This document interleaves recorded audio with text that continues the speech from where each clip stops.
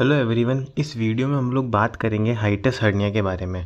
Hiatus hernia के अंदर हम लोग इसकी डेफिनेशन, टाइप्स, कॉजेज़ और इसके मैनेजमेंट को कवर करने वाले हैं। स्टार्ट करते हैं इसकी डेफिनेशन से। हाइटस हर्निया क्या होता है? A hiatus hernia occur when the upper part of stomach bulges through the opening in diaphragm through which the oesophagus passes from the chest to the abdominal cavity.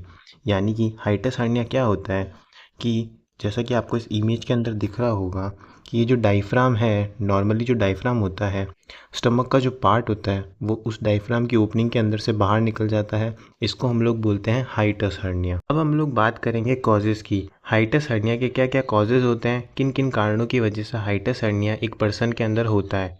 जो first यहाँ पर हमको cause देखने को मिलता है वो है इंजरी और डैमेज और सर्जरी वीकन मसल टिश्यू। ऐसी कोई भी सर्जरी या कोई भी ऐसी इंजरी होने की वजह से अगर एब्डोमिनल या फिर जो मसल्स होती है डायफ्राम की वो वीक हो जाती है तो उस वजह से हाइटस हर्निया हो सकता है। इसके अलावा coughing, vomiting, lifting heavy objects, अगर हैवी ऑब्जेक्ट्स को लिफ्ट करता है पर्सन तो उस वजह से भी हो सकती है।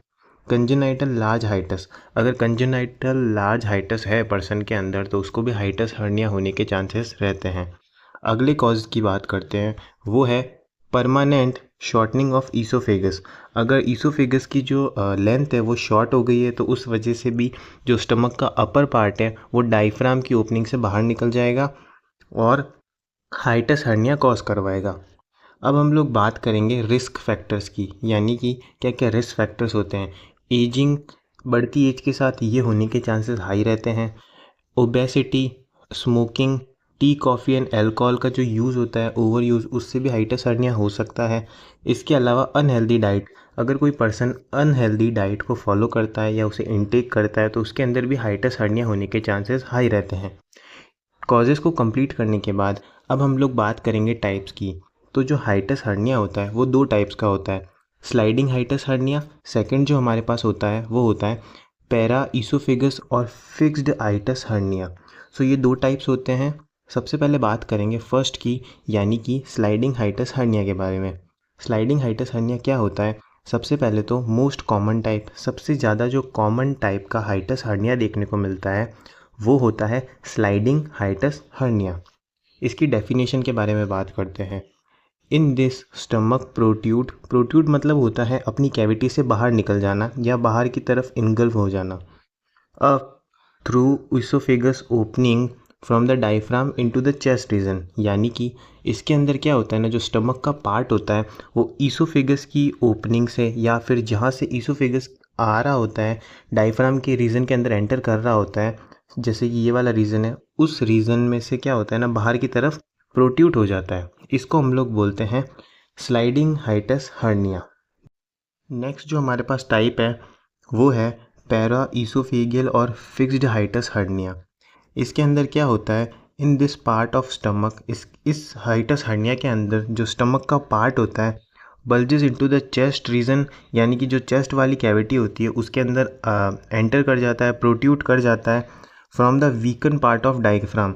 डायफ्राम का जो वीक पार्ट होता है जहाँ पर मसल्स वीक होती है उस पार्ट में से जो स्टमक का जो पार्ट होता है वो बाहर की तरफ निकल जाता है, उसको बोलते हैं हम लोग पैरा ईसोफेगियल या फिर फिक्स्ड हाइटस हर्निया।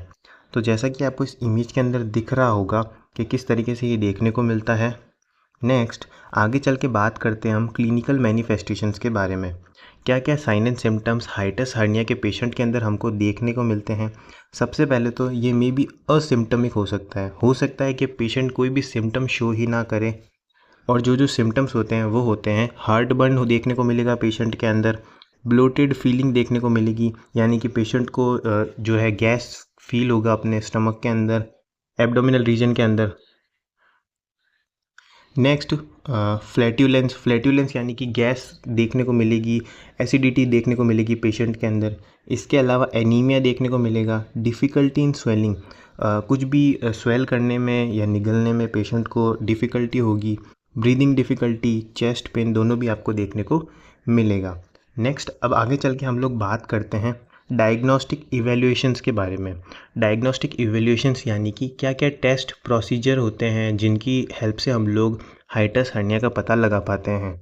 सबसे पहले है अपर जीआई बेरियम एक्सरे, यानी कि जो अपर जीआई ट्रैक है या अपर जीआई रीजन है उसका एक्सरे करवाया जाता है। एंडोस्कोपी और गैस्ट्रोस्कोपी भी यहाँ पर करवाई जाती है। नेक्स्ट है अपराइट और standing chest x ray. Standing chest x ray भी यहाँ पे किया जाता है। ईसोफेगियल मैनोमेट्री भी यहाँ पर की जाती है। अब बात करते हैं मैनेजमेंट की। क्या क्या मैनेजमेंट होते हैं। मैनेजमेंट के अंदर एंटासिड दी जाती है गैस्ट्रिक एसिड को न्यूट्रलाइज करने के लिए। प्रोकाइनेटिक दी जाती है। प्रोटोन पंप इनहिबिटर दी जाती है, जिसका एग्जाम्पल है ओमिप्रेजोल एंड पेंटोप्रेजोल। नेक्स्ट हिस्टामिन ब्लॉकर्स भी यहाँ पर दी जाती है। नेक्स्ट हम लोग बात करेंगे कॉम्प्लिकेशंस की। क्या क्या कॉम्प्लिकेशंस देखने को मिल सकते हैं अगर हम हाइटस हर्निया को ट्रीट ना करें। फर्स्ट जो कॉम्प्लिकेशन है वो है गैस्ट्राइटिस देखने को मिल सकता है आपको। In carcinoma of the portion of stomach in the chest, यानी कि जो भी स्टमक का पार्ट है जो कि आपको चेस्ट रीजन के अंदर प्रोट्रूड देखने को मिल रहा है उस पे उसका कैंसर भी हो सकता है, वहाँ पे कार्सिनोमा भी हो सकता है। अल्सरेशन देखने को मिल सकता है और हेमरेज देखने को मिल सकता है। आई होप आपको हाइटस हर्निया समझ आया होगा। अगर आपको इस टॉपिक की PDF चाहिए तो आप नर्सिंग टेलीग्राम चैनल पर जाकर NSG लाइब्रेरी सर्च करके इस प्रोफाइल को ज्वाइन कर सकते हैं और यहाँ से PDF को डाउनलोड कर सकते हैं। And please like, share and subscribe. Thank you.